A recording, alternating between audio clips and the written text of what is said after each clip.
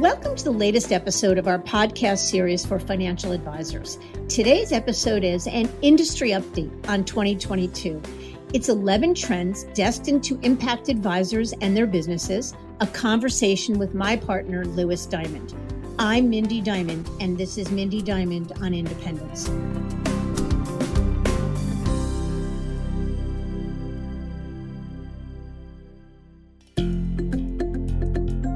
This podcast is available on our website, diamond-consultants.com, as well as Apple Podcasts and other major podcast platforms.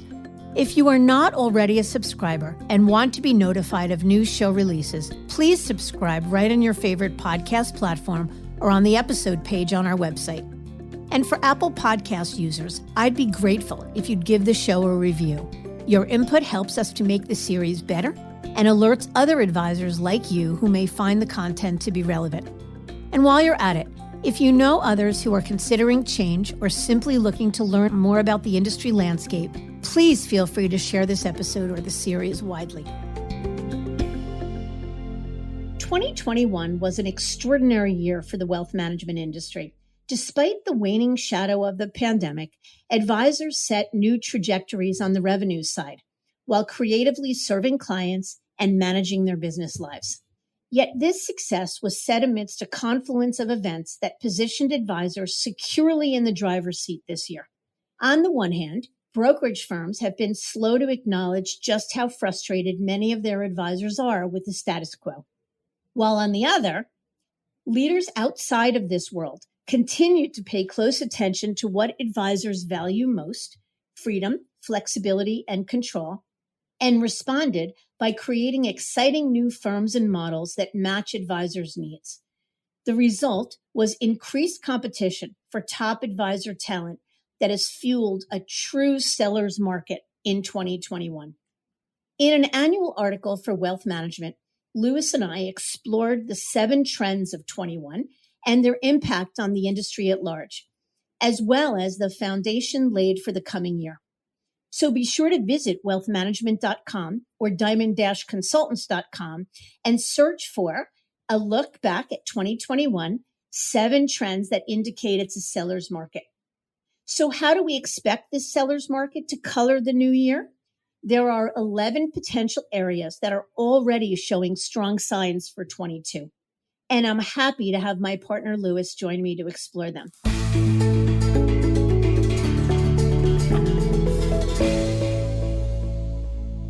Lewis, as always, thank you for joining the show. Absolutely. This is a fun one to talk about. Look forward to it every year. Me too. All right, so lots here. Let's start. Let's start at the top.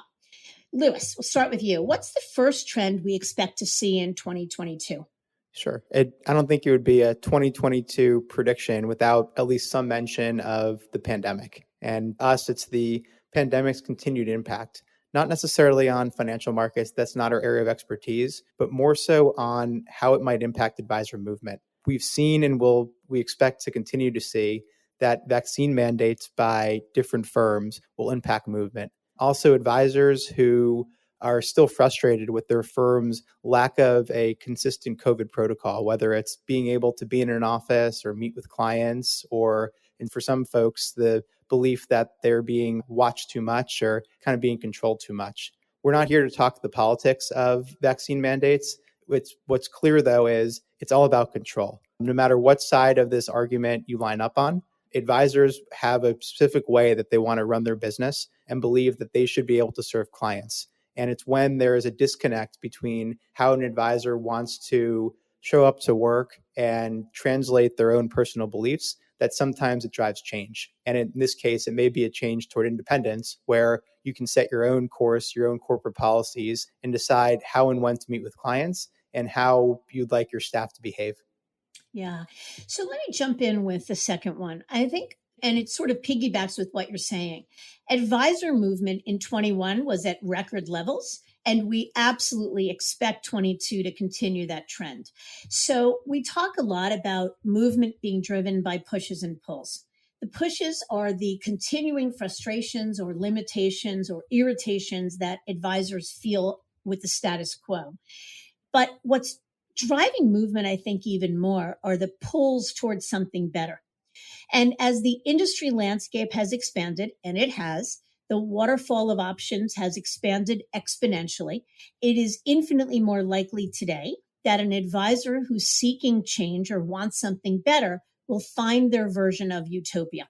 And every day we're watching either new models being born or this ecosystem born to support an advisor looking for change to support him and support him well. And I think the other thing is back to what you said about the pandemic. While it's not about the politics, the pandemic actually, with people working from home and having more time and privacy to self reflect, that really drove an awful lot of movement in 21. And it set the stage for what we expect in 22, because advisors largely have control over where they're working, many still from home with more privacy. The third trend or the third expectation is that the big firms are continuing to push retention or retire in place deals. So the retire in place programs are their best retention vehicles. And what they seem to be trending toward are what we're calling commit for life programs. So it used to be historically that the big firms would use retire in place programs as a way to incent lifers. The 50 or 60-year-old advisor that was maybe 5 or 7 years from retirement to sign on for the rest of his or her career. But one of the trends we're watching is that the big firms are using the retire in place program as their very best retention tool. And they are beginning to offer these programs then to younger and younger advisors earlier in their careers. So asking advisors to commit for what could be the next 10 or 20 years. So here's what we say about those programs. We think that those programs are a tremendous gift for an advisor and his team who are certain that their firm is the right firm, the right partner for their legacy, for their clients, for the team, for the life of the agreement. The problem with those agreements is that they tie the team to the firm for the life of the agreement and take away any and all optionality. And loss of optionality translates to less value, meaning the advisor's business becomes less valuable. So without going on, we've spoken a lot and written a lot about perspective on those programs, and we don't need to do that here, other than to say that if an advisor is either thinking about signing that agreement or you're partnered with someone who's thinking about signing it, make sure you're really clear on what the fine print is and that you can live with all of it.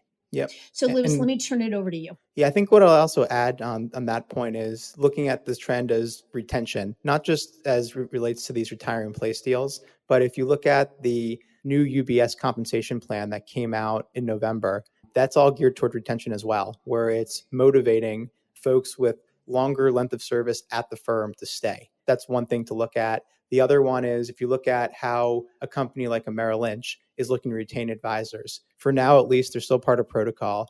And the way they're looking to retain advisors is by disallowing things like cold calling and making it so the next crop of advisors that come in are going to have more captive businesses because they now have relationships that originated from the bank. So I think this will continue to be a trend probably in 2024, 2025 until 2030. It's going to be all about creative ways for the big firms to retain their advisors, whether it's through different policies, compensation, or the retire in place programs.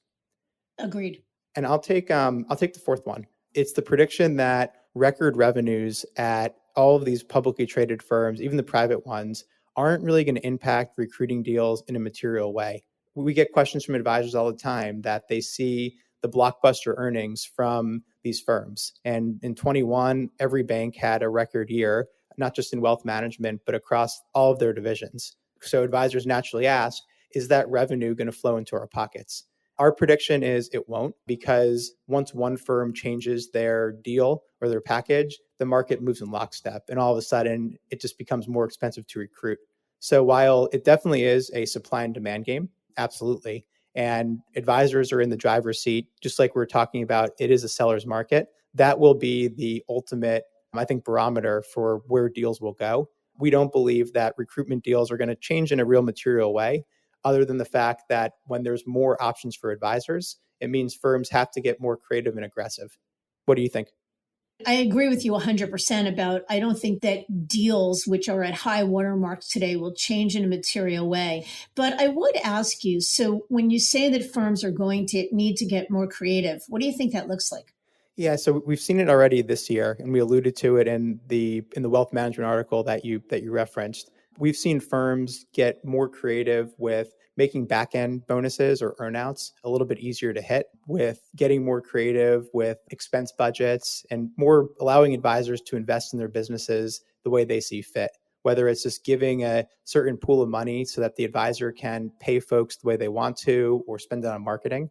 In some cases, too, we've seen deals be stretched to become longer if an advisor wants more in a deal, or even some flexibility to make them shorter if an advisor is looking to work less. So it's more about meeting the advisor where they are. And there's still some truth to it's all a math formula. And typically at the larger firms, there's less creativity than at more regional or boutique firms. But even at some of the big wirehouses, we've seen some pretty creative structures put out there today.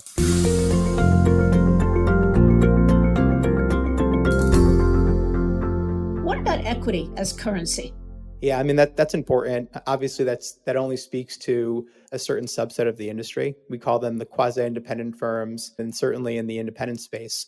But equity has become a much more important, or let's say differentiating characteristic. Certain firms offer equity to early adapters, whether it was Rockefeller offering it up a couple years ago, Sanctuary offered it for a period of time, or there's some firms like Stored Partners and New Edge, which now have equity as a real meaningful part of their deal structure, seemingly in perpetuity and just part of the culture. So I think that's right. Cash typically is king, but certain advisors are motivated by receiving equity in something larger than themselves.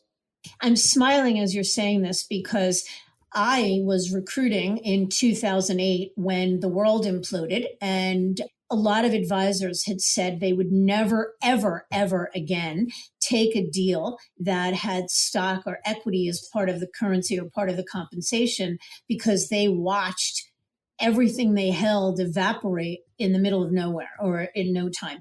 And so I guess, Lewis, what you're saying is that equity in some of these entities like a Stewart Partners or a Snowden Lane or a New Edge and some of these firms, advisors are taking equity because they believe in the story.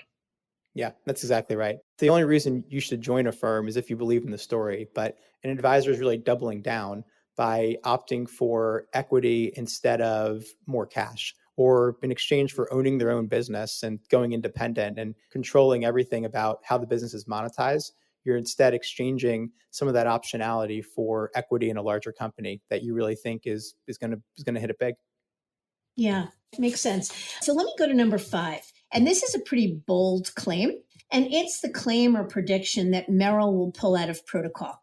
Now, I have no reason to believe that other than my own sort of anecdotal evidence. I don't have any fact. I don't have any proof for it, but I have been predicting this for a while. What makes me predict it is it's anathema to me why they are still in it. Merrill has spent more than the past year essentially with a moratorium on recruiting competitive talent. The reason for a big firm like Merrill to be in protocol is because they want to be able to recruit. But if they're a firm that is losing a lot of advisors via attrition, and they are more than any of their competitors, and they're not using it as a tool to help them recruit competitive talent on the way in, then what do they need it for? So it's surprising to me that they've been in it for as long as they have. And it's anybody's guess. I mean, the truth is I've been wrong. I predicted last year they would pull out and they didn't. So it remains to be seen if I'm right. But I think the message to any advisor is not drama, not you have to move with protocol protection or you can't without it, because that's not true. Plenty of advisors have left Morgan and UBS very successfully without protocol protection. So it's not that you have to move in a hurry. But it is to say that a non-protocol move can be riskier and come with a little bit more of a hassle than a protocol move. And so the message is, if you're a Merrill advisor and you believe you have a move in you, it doesn't serve you a lot to wait. It is better and easier to move with protocol protection if you can. If you can't, there are many ways to do it, many wonderful attorneys, much great counsel and guidance out there, and it's very possible. Yeah, I'm with you. And I think we saw, particularly with Merrill, that for the first time recently, Andy Sieg acknowledged that attrition was a concern. I think it was close to 6% attrition. So they rolled out the Project Thunder, which was more of an olive branch to the field, saying here are a number of changes that you've been asking for, and hoping that that would kind of plug the holes of advisors kind of walking out the door. We know from conversations and just from looking at our business that Project Thunder likely isn't going to stop attrition. So maybe that was the carrot. And then the stick will ultimately be pulling out a protocol. Your guess is as good as mine, but I'm with you that it's a head scratcher why they're still in it. So it would not surprise us one bit if they decided to pull out. Yeah, well, we'll see if we're right. We've been predicting it for a while. Okay, prediction number 6, that new disruptive brands will continue to enter the wealth management space. So the proof of concept for this, that new disruptive brands will come into the space, is probably Rockefeller. Rockefeller has been recruiting like crazy and with great success, and really proved that when a sexy name came, advisors will come. Obviously, the story and the infrastructure need to match the name, but name brand is important. So will highly regarded names that play adjacent to wealth management, like Blackstone, BlackRock, Lazard, or even Amazon or Google, will they make more of a push to come into the retail wealth management space? And one other thing I'll add is that just yesterday, I interviewed Ron Carson, CEO and founder of Carson Wealth Management, for an upcoming podcast interview that I believe launches in early January for this series. And one of the things that Ron talked about was the investment by Bain Capital, the third largest private equity firm in the world, that made an investment in Carson Wealth Management earlier this year. The fact that a private equity firm of Bain's stature having interest, forget about whether it's Carson or anything else, but an interest in wealth management space speaks volumes about what's to come. We've seen KKR and other tremendous brands come into the space, and we expect that to continue. Do you agree with that, Lewis? Yeah, I completely agree. It's not just proof of concept and validation of the industry and of the independent wealth management space as a whole, but I think you're right. Rockefeller was a template or a blueprint that if a firm has a prestigious brand and it can offer an advisor more independence and autonomy, then it's a big, big deal. I think we're going to get to this as number 7, but I think it's going to be similar to having Goldman Sachs as a custodian option and advisors feeling more comfortable and confident that they can leave the big brands and the very well-regarded brands and either go independent or to go to a model that's a little bit more unproven. And I think the brands you mentioned are great examples, and probably many we're not even thinking of are potential options to make a move into the wealth management arena. Yeah, so that brings me to number 7, Goldman Sachs launching a custody unit to really disrupt the space. Tell us what you know about that. Yeah, so this isn't a prediction. It's happening. It's already been launched. And Steward Partners, a little bit earlier this year, they were announced as the first big client of Goldman's RIA custody unit. I mean, we've done a podcast on this. What Goldman is doing, they acquired Folio, which was a smaller, more boutique custodian, and they're making it now an RIA custodian that will likely compete with Schwab, Fidelity, BNY Mellon Pershing, and even LPL and Raymond James as custodian. So a lot needs to be known about the pricing and the technology and what it will all mean. But what's very clear is advisors are watching, especially advisors at a major wirehouse who would look at the Goldman brand as a step up from their current firm and could be a home run because it would allow an advisor to go independent, start their own RIA or join a platform provider and still leverage the Goldman brand and some of the Goldman platforms and resources, whether it's on the alternative investments or the lending side. So we think it's going to be a big, big deal. Likely many advisors have been waiting for something like this. They want independence, but haven't really felt that the brand and the prestige is there. So we think it's going to be big things to come, and it's going to be a disruptive year as Goldman finds its way into the RIA channel. Yeah, I think what it will do, to echo what you're saying, is it will absolutely accelerate high net worth focused movement. It may be just the thing that makes an advisor that has had interest in independence or interest in breaking away from the big firms but worried that Minty Diamond Wealth Management or some unknown name won't resonate with those ultra high net worth clients. And the Goldman names certainly will. So interesting, more to come. How about number 8, the further RIAification, our word, of the traditional broker-dealer space? What does that mean exactly? Yeah, so across the industry, the lines are being blurred between what we would consider different models or buckets. And where this is front and center right now is firms that we would traditionally consider independent broker-dealers, the likes of Commonwealth, Raymond James, LPL Financial, and many, many more, are morphing their businesses to look more like RIAs. And I'll explain what that means. But the reason for this is practices are becoming much more advisory focused, either completely advisory or maybe 70, 80% plus, and moving away from the brokerage world. And it's clear through the movement to the RIA channel and all the developments in technology and transparent pricing and capabilities of the RIA channel that it's no longer the biggest competitor to these traditional broker dealers isn't one another, but it's Schwab, it's Fidelity, it's Sanctuary, it's Dynasty, it's advisors just starting their own firm. So in response, these firms that have scale, have a ton of capital, and have big budgets to spend are changing their business model first to retain some of their advisors who may look for more freedom and control, and also just to play more in the supported independent space. So things like a more open technology platform, instead of having completely proprietary technology, integrating through APIs with third-party technologies like an RIA would. Instead of having kind of esoteric or confusing pricing, creating just a transparent fee that an advisor pays, more of a service fee. We're also seeing that these broker dealers are allowing for many of their practices that are duly registered to drop their FINRA affiliation and just go advisory only, or even start their own RIA without having to repaper. So I think we'll continue to see this. This is just one example of the lines blurring between kind of different models and firms, but it's going to be front and center as broker dealers continue to adapt to the times. So how does that impact, or maybe ask it another way, why then would an advisor considering independence go the independent broker-dealer route versus going right to the RIA space? Is there an advantage to that? Yeah, one of the advantages is upfront capital. It's also the broker dealers are impressive. They have scale, they have really good integrated technology. And part of the way that this RIAification is happening is the broker dealers are adding a lot more upfront turnkey support for advisors looking to start a business.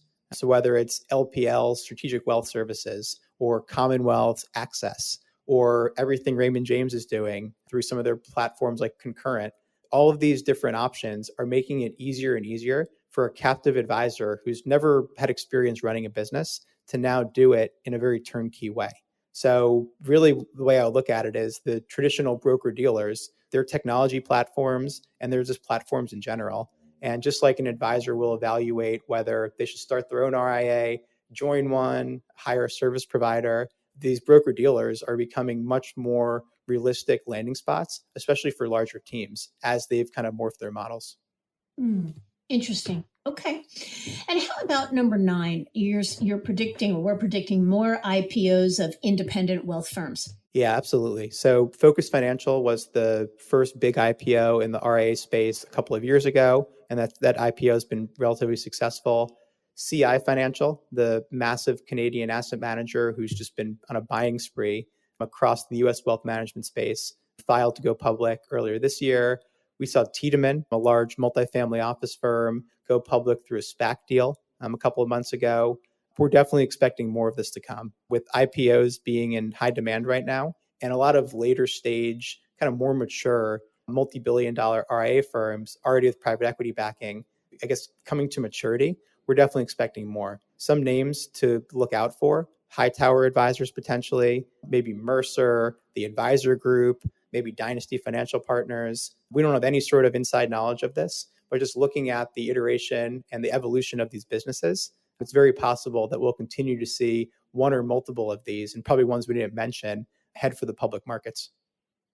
Yeah, it's been a crazy time, and we know that M&A has been through the roof. So I think those predictions could absolutely become reality. And how about number 10? Advisors will have more interest in recommending crypto for clients, and that will drive greater interest in the RIA space. Yeah, so we're not surprisingly seeing many more advisors talk about the desire to recommend crypto as an asset class to clients and as being really front and center. Not necessarily the number one driver, but as an advisor thinks about how they want their practice to evolve and just trying to impose their own philosophical beliefs on their practices right now and probably for the foreseeable future. If an advisor is captive at a brokerage firm, at a broker dealer, or really on most platforms, crypto is not something that advisors can recommend, or if you're at a wirehouse, even talk about. So as crypto becomes more popular and the technology keeps developing, we're forecasting that the desire to recommend crypto and to market your services around advising clients on the various cryptocurrencies is going to be a driver towards independence. We saw this over the last couple of years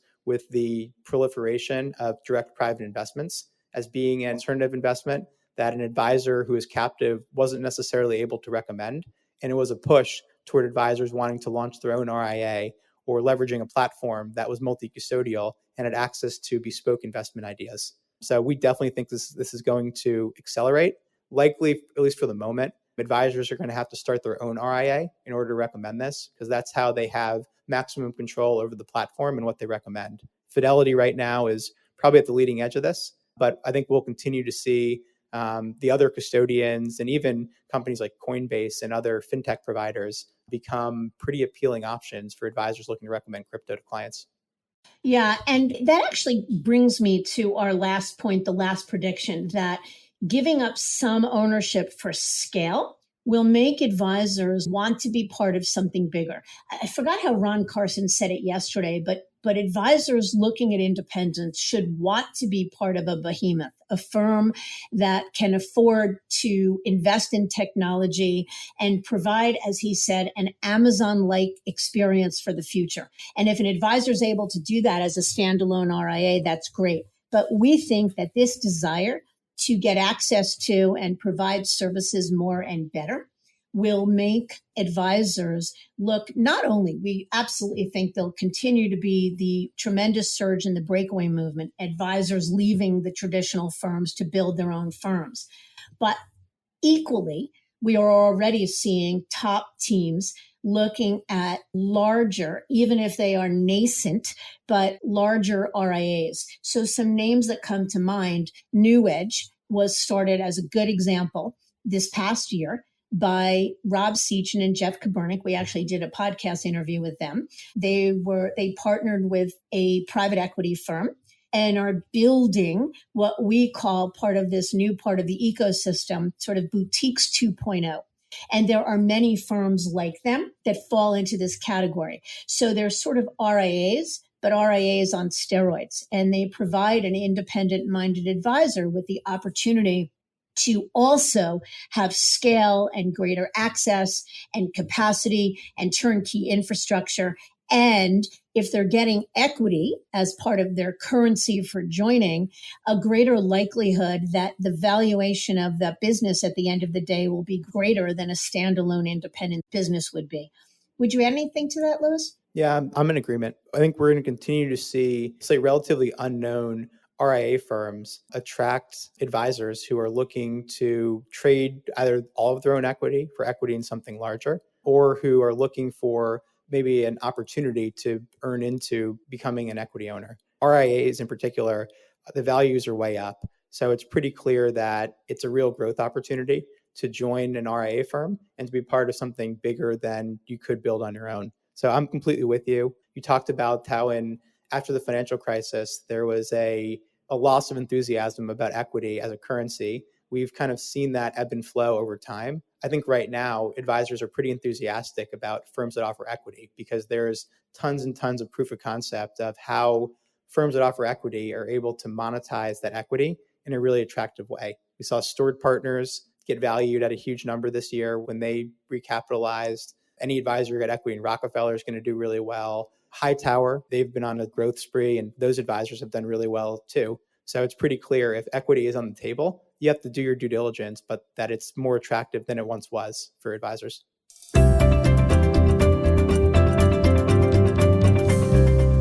So let's wrap it up. Let's talk about what the big theme of 2022 is. And you and I talked about this offline. I think it comes down to one word, the word more.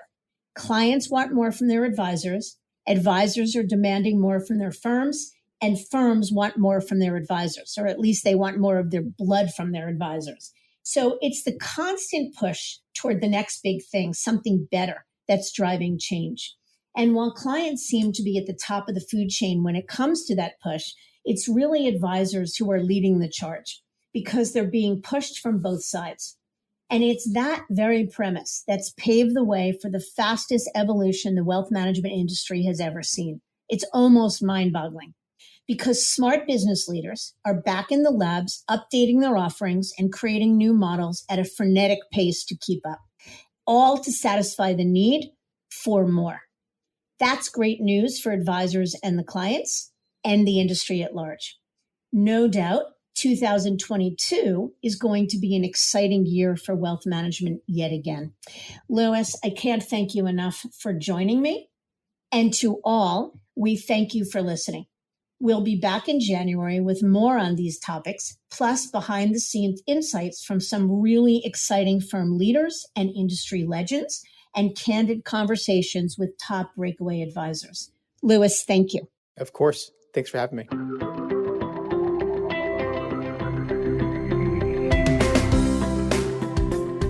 And I thank you for listening. I encourage you to visit our website, diamond-consultants.com, and click on the Tools and Resources link for valuable content. You'll also find a link to subscribe for regular updates to the series. And if you're not a recipient of our weekly email, Perspectives for Advisors, click on the articles link to browse recent topics. These written pieces are an ideal way to stay informed about what's going on in the wealth management space without expending the energy that full-on exploration requires. Feel free to email or call me if you have specific questions. I can be reached at 973-476-8578 or by email at mdiamond@diamond-consultants.com. Please note that all requests are handled with complete discretion and confidentiality. And keep in mind that our services are available without cost to the advisor. Please see our website for more information. And again, if you enjoyed this episode, feel free to share it with a colleague who might benefit from its content. And if you're listening on the Apple Podcasts app, I'd be grateful if you gave the show a star rating and a review. It will let other advisors know if it's a show worth their time to listen to. This is Mindy Diamond on Independence.